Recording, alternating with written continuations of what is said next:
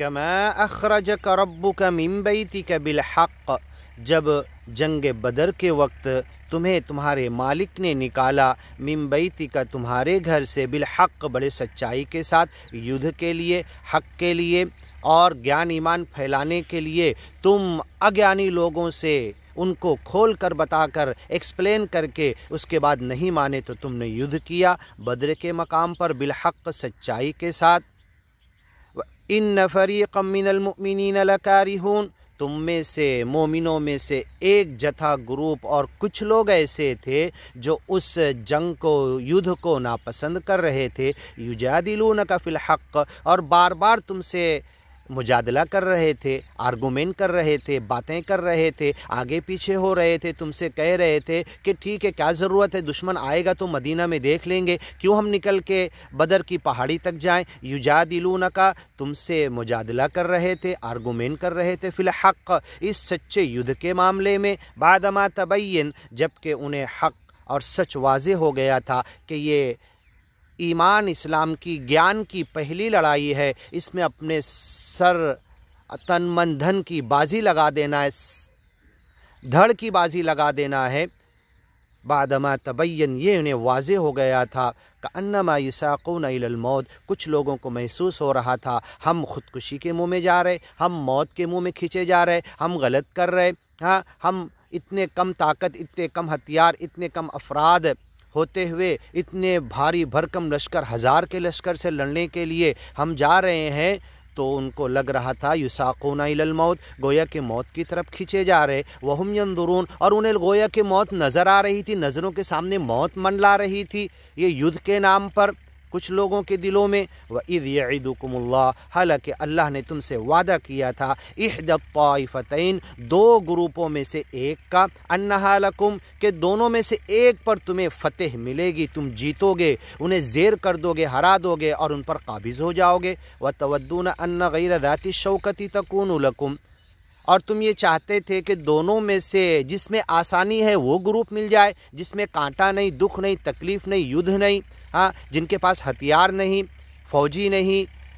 تو ان سے ہمارا مقابلہ ہو جائے۔ ایک تجارتی قافلہ شام کی طرف مکہ والوں کا نکلا تھا، جنہوں نے ستایا تھا، گھروں سے نکالا تھا ایمانی گیانی بندوں کو، اور وہ مال دولت، سونے چاندی، تجارت، مایا، دنیا کی ساری چیزیں لے کر کپڑے لتے لوٹ رہا تھا، اس پر اگر دھاوا بول کر لوٹ لیتے تو جتنا ستایا تھا سب کا بدلہ مل جاتا۔ اور دوسرا گروپ اس کی حفاظت کے لیے ابو جہل 1000 کے جنگجو لے کر نکلا تھا۔ تو بتاؤ ان دونوں میں سے ایک پر وعدہ کیا، یا تو تمہیں مایا مل جائے گی، تجارتی قافلے کو لوٹ لو، لیکن اس کے بعد تم گیان ایمان کا کام نہیں کر پاؤ گے، تم دنیا میں، مایا میں، تن من دھن دولت، بینک بیلنس، روپیہ، سونا چاندی، ڈائمنڈ، ہیرے جواہرات، اس میں لگ جاؤ گے، تمہاری اولاد بھی پھر گیان کے لیے کام نہیں کرے گی۔ مالک تو چاہتا تھا وہ جو 1000 کا لشکر مکہ سے اس تجارتی قافلے کو بچانے آ رہا، تم اس سے مقابلہ کرو، ان کو گیان پہنچاؤ، کھڑے ہو کر گیان کی باتیں ایکسپلین کر دو، اگر نہیں مانتے تو یدھ کے لیے تیار ہو جاؤ۔ تم چاہتے تھے وَتَوَدُّونَ أَنَّ غَيْرَ ذَاتِ الشَّوْكَةِ، جس میں کانٹا نہیں، جو ہتھیار سے لیس نہیں، چند سپاہی ہیں ان کے ساتھ اور پورے تجارتی قافلے میں مال ہی مال ہے، سب مل جائے گا۔ وَتَكُونَ ذات الشوکتی تکون لکم ویرید اللہ ان یحق الحق، اللہ تو حق کو حق کرنا چاہتا تھا، گیان کو بڑھانا چاہتا تھا، گیان کی باتیں سب تک پہنچانا چاہتا تھا، سب کے سامنے کھولنا چاہتا تھا کہ گیان چلنے کے لیے ہے، پھیلنے کے لیے، بکلمات ہی، اس کے کلمات، اس کی باتیں، ہاں اس کے الفاظ، مالک کے آدیش کے مطابق یہ حق ہو کر رہے گا، پھیل کر رہے گا۔ ان یحق الحق ویبطل الباطل، باطل کو باطل کر دیا جائے گا، وَيَقْطَعَ دَابِرَ الْكَافِرِينَ، اور اگیان کی جڑیں کاٹ دی جائے گی۔ اگر تم تجارتی قافلہ لوٹتے تو تمہارے دلوں میں مایا کی محبت آتی، گیان تو نہیں پھیلتا نا، لیکن تم 1000 کے جنگجو لشکر کو شکست دو گے، اور اللہ نے وعدہ کیا دونوں میں سے ایک کا، اور وہ شکست ہو جائے گی تو پورے مکہ کے اطراف چھوٹے بڑے گاؤں شہر آبادی قصبے علاقے کھیڑے سب تک خبر پہنچ جائے گی کہ اب اس گیان کے اندر شکتی آ چکی ہے، یہ گیان والے 1000 کے جنگجو کو شکست دے دیے، اب سب طرف سے काफ़िले आएंगे, लोग आके इस ज्ञान में दाखिल होंगे। इसलिए अल्लाह तो चाहता था अज्ञान की जड़ें काटना, और तुम रुपया पैसा तन मन धन दौलत के लिए तिजारती काफ़िले को लूटना चाहते थे। नहीं, लियुहिक्कल हक़ वयुबतिल बातिल, अल्लाह तो ज्ञान को हक साबित करना चाहता है, वयुबतिल बातिल, अज्ञान को झूठा साबित करना चाहता है। वलौ करिहल मुजरिमून, चाहे मुजरिमों को कितना ही बुरा लगे, अज्ञानी लोगों को कितना ही नागवार गुजरे, अज्ञान को कंडेम करेगा, ख़त्म करेगा। जा अल हक़ वज़हक़ल बातिल, ज्ञान ईमान हक आ गया, वज़हक़ल बातिल, अज्ञान बातिल झूठ गलत शिर्क बुत परस्ती, हाँ ये सब मिट जाएगा। वज़हक़ल बातिल इन्नल बातिल कान ज़हूक़ा, ये अज्ञान तो मिटने के लिए है। बल नक़ज़िफ़ु बिल हक़्क़ि अलल बातिल,